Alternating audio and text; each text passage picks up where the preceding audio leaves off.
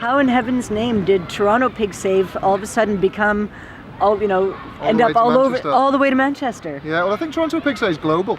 Like one thing that shocked us when we launched Manchester Pig Save is how many people were aware of Toronto Pig Save, how many people follow Toronto Pig Save, and there's pig saves now sprouting up all over the UK. And again, big thanks to Toronto Pig Save, because they're the driving force behind it all. We're the people on the ground helping, but they're the ones that are providing all the support, and Anita and James and all the people in Toronto. We're trying to find other animals as well, like cow slaughterhouses and chickens, and that's going to happen in Leeds and Bradford. So we've got chickens, cows and pigs. Because the danger is that people focus on the pigs and just say, oh, that's fine, I'm going to stop eating pigs. Well, that's not the solution. We need people to go vegan. We use pigs, yes, because A, because it's the nearest big slaughterhouse, but B, because it's very easy for people to connect with pigs. They've got very human eyes, they've got very human emotions. Yeah, we do get people commenting sometimes saying they give up bacon, but then we educate them on veganism as well, because obviously that's the next step. I'll never forget the first time we got a message off somebody saying, your page has made me turn vegan. I mean, that was, the whole group was just so happy with that. I mean, we've had lots since, and they never get less special, but that first one was just incredible. What we have done is going to save lives, and it's turned somebody vegan.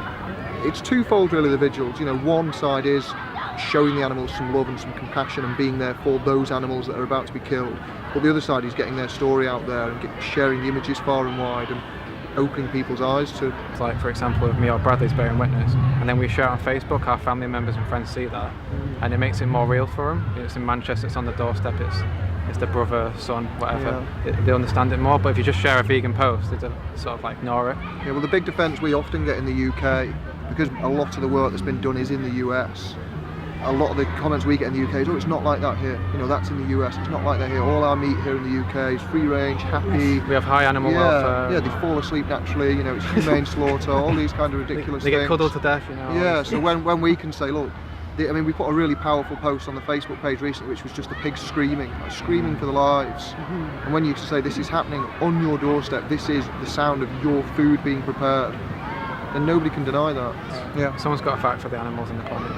Someone has to fight for the animals. Agreed, yeah. Vegans at the moment are in a relatively unique perspective to be able to say, look, I used to be just like you. I used to eat meat, I used to eat dairy. I've been there. I know what it's like. I changed. This is how I did it. And try and educate people rather than persecute them. I mean, my personal approach is making it socially unacceptable. Like to eat meat, like putting across that what you are doing is not okay. Just like if somebody was racist or beat their partner or did any of these nasty things that is just not acceptable in society. That's what eating meat is to me, so you don't eat meat in my presence, don't tell me about what you had for dinner last night.